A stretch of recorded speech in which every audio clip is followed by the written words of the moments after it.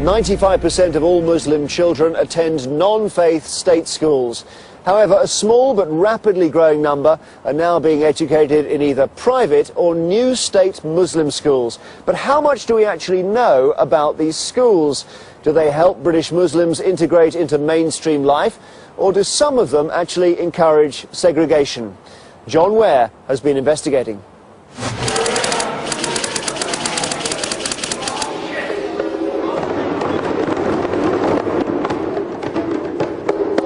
This is Al Furqan School in Birmingham, the first Muslim state primary in Britain. Al Furqan also has a private secondary school. In both schools, there's a genuine sense of respect for other faiths and cultures. We're here to provide young people with education which prepares them for society, tomorrow's society, in which they can contribute positively. There are around 30,000 schools in Britain. Roughly a third have a link to faith. Just 160 are, like Al Furqan, Muslim faith schools, double the number a decade ago. Do you detect a greater demand for Muslim faith schools from parents? Yes, I would say so, definitely. I have seen the demand grow over the years since I've been involved within the education system here. Research by Bristol University shows that of all faiths, Muslim children are the most segregated in Britain.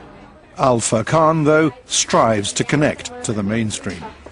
Within our own school, we have loads of different people from different backgrounds, and we go to places of worship, other places of worship.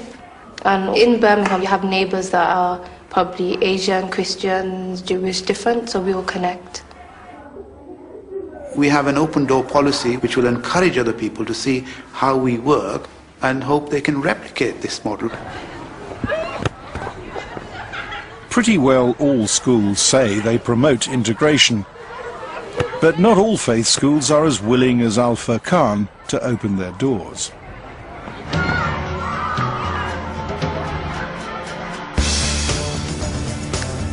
So we searched the internet for evidence about how schools of all faiths approached integration. Some ultra-Orthodox Jewish schools seemed locked into their own world. A publication on the site of one evangelical Christian school condemned the entire religion of Islam. But it was the anti-Western tone of some Muslim school websites that was particularly striking. I think it's very difficult for politicians to actually be absolutely frank about this. There's some very good Muslim schools, but there's some Muslim schools that give me great cause for concern. That is often around the ethos of the school, the focus of the school, and a kind of ideology that is concerning.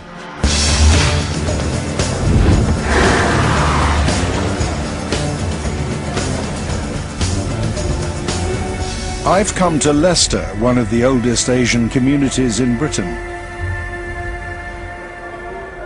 This is the magnificent Jama Mosque. Founded in 1977, over the last 3 decades, the mosque has established several institutions. Next door is a private girls' secondary school. From age 11, the niqab is a compulsory part of the uniform. Across the street is another service provided in conjunction with the mosque. It offers religious rulings or fatwas for Muslims wanting to know what is and is not permissible in Islam. Some of the answers are pretty hard line. A female is encouraged to remain within the confines of her home as much as possible. She should not come out of the home without need and necessity. The Fatwa Service has decreed whether Muslim lawyers should help fellow Muslims seeking asylum in Britain from death by stoning. To assist and aid such people will be unacceptable, impermissible, and highly sinful. The Fatwa Service also warns Muslims to avoid what's held to be one of the West's major corrupting influences, music. It says music is a direct ploy of the non-Muslims intended to undermine Islam. It also makes multiple references to non-Muslims, what they call the kuffar. The term kuffar is a Quranic term for non-believers, but especially for the enemies of Islam, those who are actually persecuting and torturing the early believers. It's a derogatory term in the context that's used here. Well, it's used out of context now. And this is what I call fundamentalism, reading scripture out of context. When the school inspector at Ofsted visited the girls' school, their report made no mention of the offensive language on the online fatwa service, even though both appeared to be part of the same organisation, the mosque. Ofsted said, "The school teaches girls to appreciate diversity and learn to value others' ideas and traditions." But did the inspector even know about the fatwa site? There's no clue in the Ofsted inspection report, and Ofsted say they don't comment on individual reports. One former inspector believes it's just these sort of contradictions that need to be investigated. Once you get into the practice of school inspection, the starting point for investigating something is often two statements or two pieces of evidence that don't quite gel with each other. And two things not quite fitting are the starting point for you, I'd say, earning your pay as an inspector. So we asked the imam of the mosque about the relationship between the school and the fatwa service. We got a reply to say that the school was independent of the fatwa service, which had no bearing on their principles and ethos. So we asked the school if the fatwa service was recommended reading for the girls. They wouldn't tell us if it was. What they did say was that the school did not, in fact, come under the supervision of the imam of the mosque. And when we checked the mosque website, the link that said they did had disappeared. Do you think the school inspection system is geared up to spotting separatist ideologies? Well, no, it's not geared up to do things like that, partly because people haven't been thinking quickly enough, but mostly because it was never set up to do that. Well, there were different types of Christians. We found many examples of Muslim school websites having proclaimed their opposition to Western cultures and values. We need to defend our children from the forces of evil. Our children are exposed to a culture that is in opposition to almost everything Islam stands for. The curriculum must be kept within the bounds of Sharia.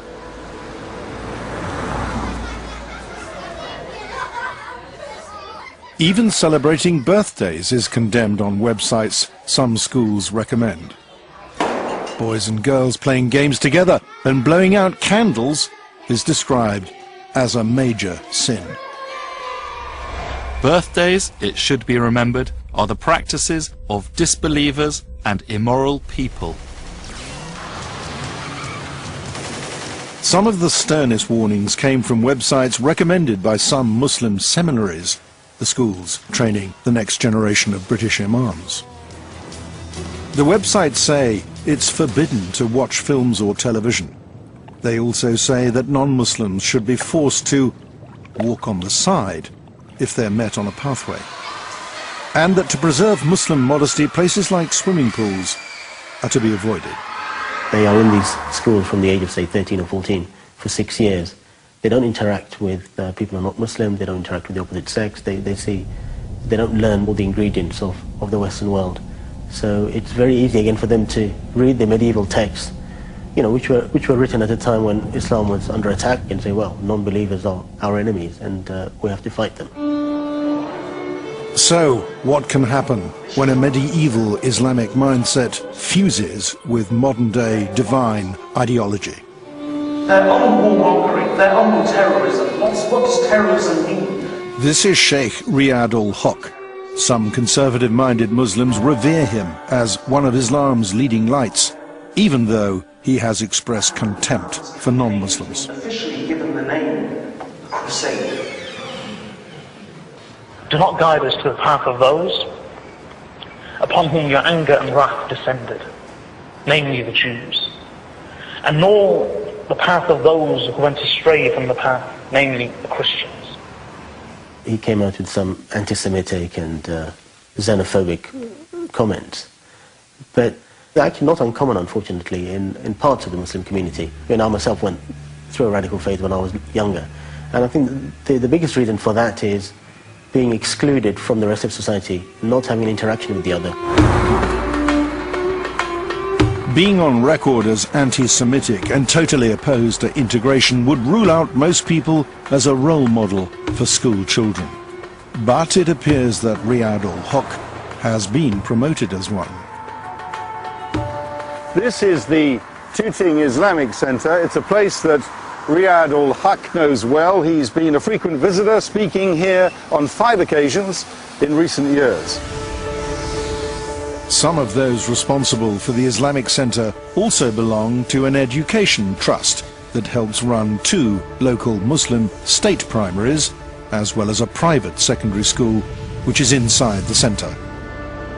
On one of ul-Haq's visits to the center in 2008, pupils from the Al-Risalah private secondary heard him speak at Friday prayers. The school newsletter praised him as an inspiring speaker, even though some of his speeches have been particularly divisive. Allah has warned us in the Quran, do not befriend the kuffar. Do not align yourselves with the kuffar. The verses are so many and so numerous, I can't recite every one of them. The schools say Mr. ul-Haq said nothing like this in front of the children, but his xenophobia had only recently been exposed by the Times. So, why had Al-Risalah invited a speaker so opposed to integration? They said they hadn't. So we sent them their newsletter, which clearly suggested they had. They then acknowledged, "We now understand Mr. ul-Haq attended the Tooting Islamic Center in autumn 2008. However, the school continued to insist this meant the children had not heard him speak in the school, but in the Islamic Center. But how separate is the school from the Islamic Center? Well, they both share the same building. And some trustees of the Islamic Center are also trustees of the school.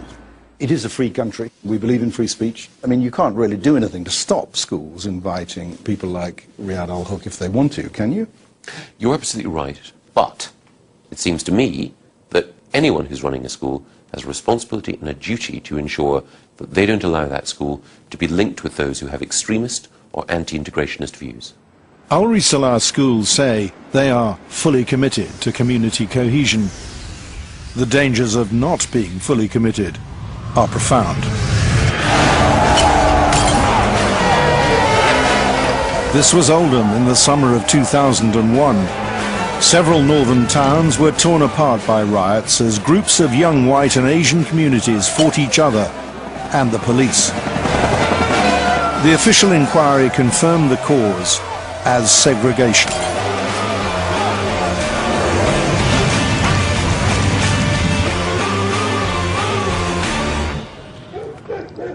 By segregation, I'm not just talking about where people live, but also if they had a separate school, separate place of worship, separate work, separate social and recreational facilities. The more segregated they were, in other words, the more they lived in parallel lives, the more insular they were, the more distrustful of others, the more fearful they were of outsiders or foreigners or people who weren't like themselves. The inquiry also said schools could provide the key to connecting communities. Education at its best helped to break down some of the insularity of the different communities. Where the school was very insular and based around one community and knew nothing of other communities, then it just simply reinforced the divisions in the wider community. 5 years ago, Stanley Road Primary was 100% Asian. Today that's down to 89% and falling, a closer reflection of the catchment area's ethnic mix.